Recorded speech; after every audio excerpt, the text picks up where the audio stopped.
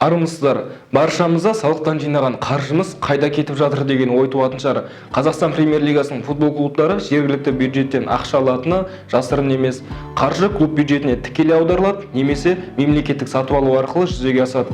Ендеше мемлекеттік сатып алу порталында көрсетілген деректер бойынша Қазақстан Премьер-лигасында ойнайтын 12 футбол клубына қанша қаржы бөлінуде, бірге тексерейік. Жергілікті бюджеттен футбол клубтарына бөлінген қаржы рейтингі. Ең көп қаржы Шымкенттік Ордабасыға бөлінсе, Қайрат жергілікті бюджеттен ең аз ақша алатын клуб. Бірақ бұл жерде футбол клубтарының демеушілеріне немесе жарнамадан бөлінетін қаржы көрсетілмегенін ескертеміз. Келісімшартта ақшаның қай мөлшерде нақты неге жұмсалатыны нақтыланбаған. Тек не үшін және қандай турнирлерді ұйымдастыруға немесе қатысуға кететіні көрсетілген. Мысалы, мынадай. Қаржы бапкерлерге, футболшыларға, басқа да персоналдарға Қазақстан Премьер-лигасына және кубогына қатысуға жұмсалады.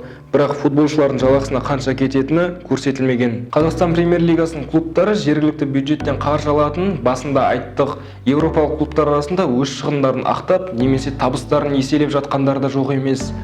Егер қазақстандық клубтарға бюджеттен қаржы бөлінбесе, жойылып кетуі ғажап емес. Отандық клубтардың демеушілеріне кезек берсек, Астана футбол клубын Самұрық-қазына қоры мен Нұрсұлтан бюджеті қаржыландырады. Самұрық-қазына қорынан қанша қаржы бөлінетіні туралы ресми мәлімет ашық деректерден таппадық. Одан бөлек Астана клубы Олимп букмекерлік компаниясымен келісімшартқа отырған.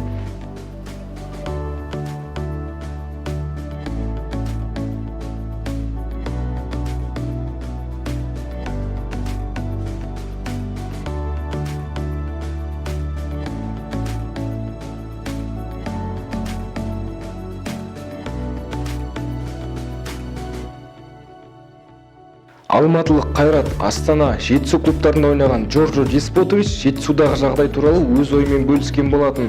Қазіргі таңда Деспотович Ресей Премьер-лигасында Оренбург клубында ойнайды. Ондағы жалақы өте жақсы болды. Мұндай кіші клубтар үшін тіпті жақсы деп те айта аламын. Мен басшылыққа әрдайым 2 немесе 3 легионерді сатып, сол ақшаға жақсы деңгейдегі базаны салыңыздар деп айтатын. Бірақ олар бұл жайлы ойламайтын. 200-300 мың евро футболшыға емес, жақсы сапалы алаң үшін жаратса тиімді емес пе? Деп Деспотович өз ұсынысын айтты. Астана және Тобыл клубында ойнаған Азрын Лулагу Румынияның Проспортс басылымына берген сұхбатында: шетелдік ойыншылар айына 60 мың евро алады. Чемпиондар лигасындағы жүлделер әртүрлі 30, 40, 60 мың евродай төлейді. Егер Астана Чемпиондар лигасына қатысуға мүмкіндік алса, 100 мың евро, ал жеңіс үшін 15 мың евро төлейтін. УЕФАның мәліметінше 2019-2020 жылғы маусымда Европада топ-7 футбол лигасын бөліп көрсетуге болады. Олар Испания, Англия, Германия, Италия, Франция, Ресей және Португалия. Қазақстан бұл рейтингте Европаның 55 ел арасында 25 орында. УЕФАның дерегінше Европаның 12 топ дивизионында мемлекет меншігіндегі клубтар бар. Меншіктің бұндай формасы Беларусь пен Ресейге қарағанда Қазақстанда көп. Назарларыңызға рахмет. Фактчек сайтына оқып пікір жазып, лайк басуды ұмытпаңыздар. Аман, сау болыңыздар.